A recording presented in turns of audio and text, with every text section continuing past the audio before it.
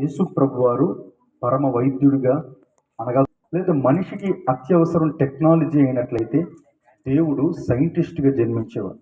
కానీ ఇవన్నీ కూడా మనిషికి అవసరమైనప్పటికీ అత్యవసరం కాదు, ప్రాముఖ్యమైనది కాదు.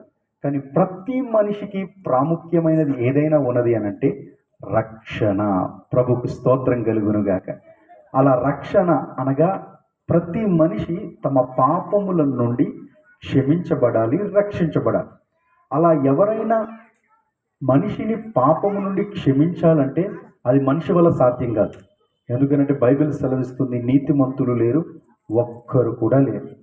మనిషి ఎంతైనా డబ్బు ఇవ్వగలడు సాటి మనిషికి, మనిషి ఎంతైనా సహాయం చేయగలడు సాటి మనిషికి ఎంతైనా మాట సహాయం చేయగలడు, ధన సహాయం చేయగలడు, నేనున్నాననేటువంటి భరోసాను ఇవ్వగలడు. కానీ సాటి మనిషి యొక్క పాపమును మనిషి క్షమించలేడు. మరి మనిషి యొక్క పాపమును ఎవరు క్షమించాలంటే పరిశుద్ధుడైన దేవుడే క్షమించాలి. ఈ లోకంలో పరిశుద్ధుడైన దేవుడు ఎవరైనా ఉన్నారు అనంటే ఆయన కేవలం మన ప్రభు అయిన యేసుక్రీస్తు వారే అని మన పరిశుద్ధ గ్రంథం ద్వారా చెప్పగలం. ఎందుకనంటే యేసుక్రీస్తు ప్రభు వారి యొక్క జన్మ పరిశుద్ధమైనది. కన్య గర్భములో ఆయన జన్మించడం ప్రపంచంలోనే ఇటు రీతిగా ఎక్కడ జరగలేదు.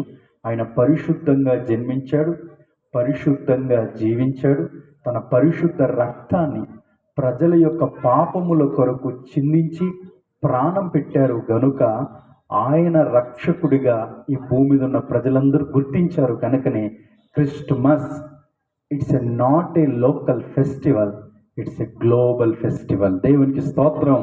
క్రిస్టమస్ అనేది కేవలం స్ట్రీట్ లేకపోతే లోకల్ క్రిస్టమస్ కాదండి, లోకల్ ఫెస్టివల్ కాదండి. మీరు ఈ క్రిస్టమస్ సీజన్ ప్రపంచంలో ఎక్కడ చూడండి, ప్రతి చోట క్రిస్మస్ ఫెస్టివల్ జరుగుతున్నాయంటే కారణం ఏంటో తెలుసండి? ప్రపంచ ప్రజల పాపముల నుండి రక్షించడానికి వచ్చిన ఒకే ఒక్క రక్షకుడైన దేవుడు, ఆయనే మన ప్రభు అయిన యేసుక్రీస్తు. గనుక ఆయనను మనం సంతోషంగా ఈ క్రిస్మస్ని జరుపుకుంటున్నాం. ఆయన ఈ భూమి మీదకి వచ్చింది మనల్ని రక్షించడానికి, ఆయన ఈ భూమి మీదకి వచ్చింది మన పాపములను క్షమించడానికి, ఆయన ఈ భూమి మీద వచ్చింది మనలో సంతోషాన్ని నింపడానికి, మన కుటుంబంలో ఆనందాన్ని నింపడానికి ఆయన మీద భూమి మీదకి వచ్చాడు. కనుక ఆయన ఈ భూమి మీద వచ్చిన కారణాన్ని మనం జ్ఞాపకం చేసుకుంటూ ఇలాంటి సంతోషమైన క్రిస్మస్ సెలబ్రేషన్ జరుపుకుంటున్నాం. ప్రభు యొక్క శాంతి, సమాధానం, సంతోషం మీ అందరికీ సదాకాలం ఉండును కాక. ఆమె నాకు ఈ చక్కటి అవకాశాన్ని ఇచ్చిన మేడం గారికి హృదయపూర్వకమైన కృతజ్ఞతలు చెల్లిస్తున్నా, ఈ కోరుతున్నాం. దాసయ్య గారి వేదిక మీద రావాల్సిందిగా కోరుచున్నా.